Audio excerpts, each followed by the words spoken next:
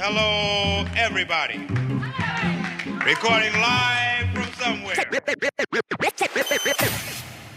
It's The Session with Mel G. And now for my next number, I'd like to return to the Classic. I think that we should start with the session. But before we begin, let me ask you a few questions. Have you... Welcome to Classes in Session, episode 11. I'm your host, Mel G, and I'm really excited to be here to break down yet another track now that Freddie Gibbs has officially dropped his newest album, Soul Sold Separately. I'm really excited because Freddie is such a talented, gifted rapper. I mean, you can check out his career, his discography.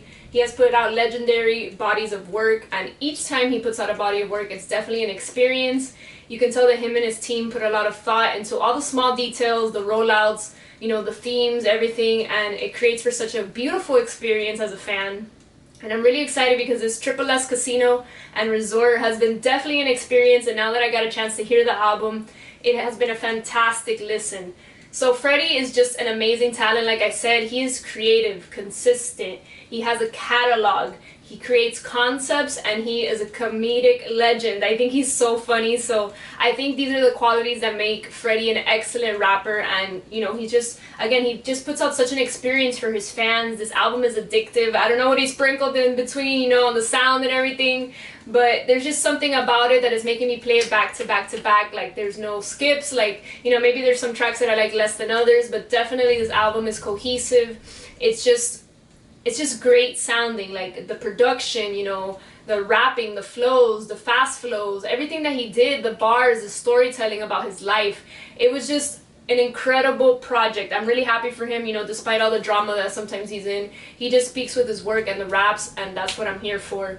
You know, I really appreciated the way that he kind of like tapped into this Midwest type of sound. You know, he's from Gary, Indiana personally, and you know, the Bone Thugs sample on one of the tracks, working with 3 6 Mafia and giving it that southern Midwest mood throughout the whole thing. You know, that dark production too, like just to set the mood for being in outer space, the casino, you know, all the things that he tried to tap into with this album. The production is so on fucking point, starting with Alchemist, K Tronada, Jake One, Justice League, Anderson .Paak, DJ Paul, James Blake, Madlib, and Seven Thomas is on multiple tracks. There are definitely some producers I wasn't familiar with, so shout out to them if I didn't mention them, because, you know, sprinkled throughout, they collabed with some of these people, and even if I don't know them, each song has such a cohesive sound, and the album just sounds amazing from top to bottom. You know, there's a lot of samples. I'll mention a couple of them. On track 1, it samples Little Brother and features Kelly Price.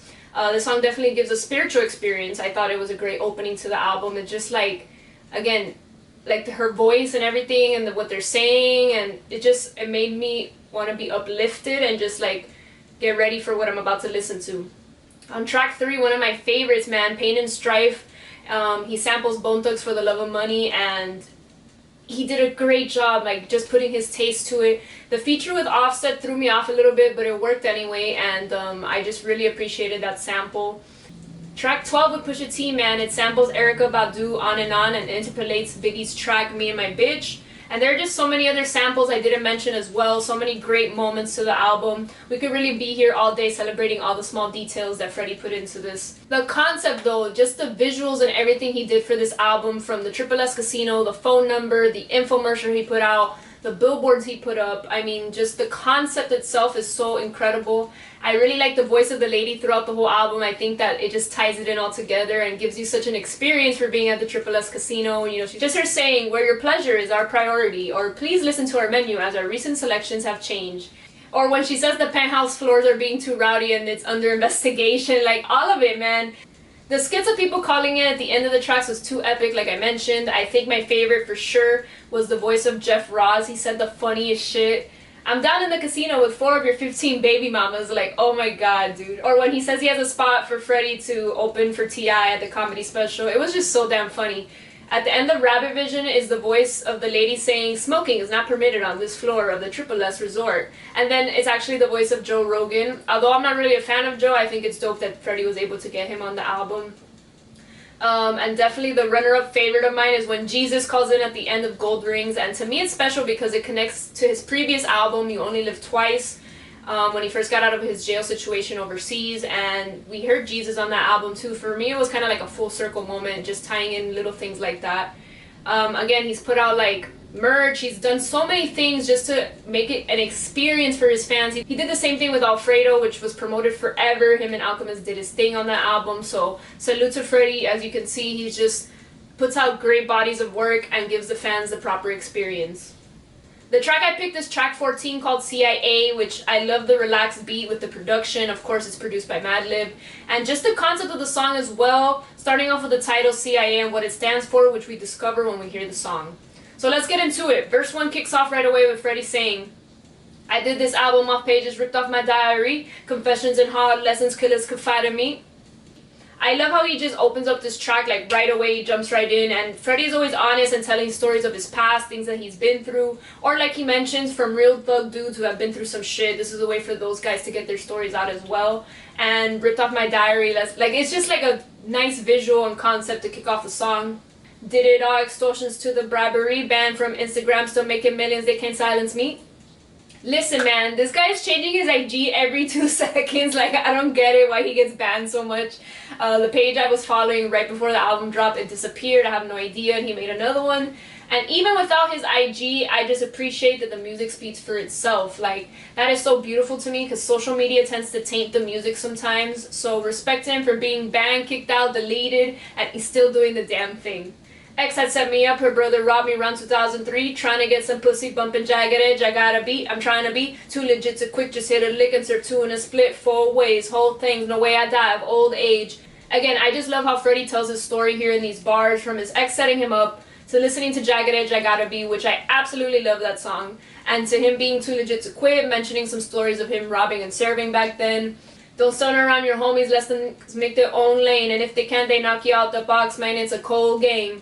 These lines are important. Watch everyone in your circle, unless they make their own lane, as in everyone should be having something going on for them. And if they don't bring that success around them, because of envy, they will take you out. Freshman cover, everybody had their deal except for Kane. Ashamed, because I still sell crack and I'm in the rap game. This is such an eye-opening thing to mention. Of course, Freddie was on the XXL freshman cover list in 2010, along with J. Cole, Nipsey Hussle, Wiz Khalifa, Big Sean, J-Rock, just to name a few.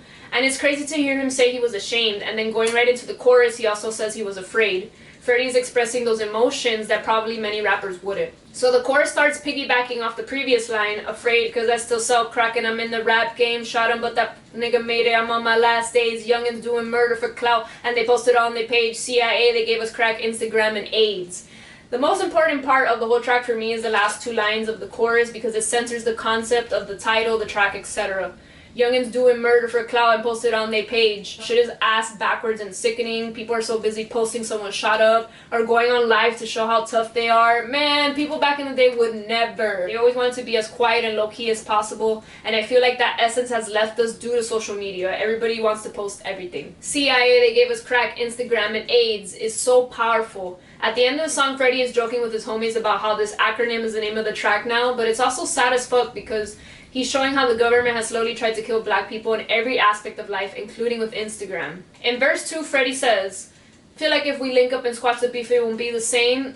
This line is interesting to me since in Rabbit Vision, which is one of the best tracks on the album where he opens up a bunch, Freddie gives Jeezy his respect and says how they could have squashed the beef, but Freddie was acting immature and didn't want to. Again, here he is taking some accountability for his actions as well.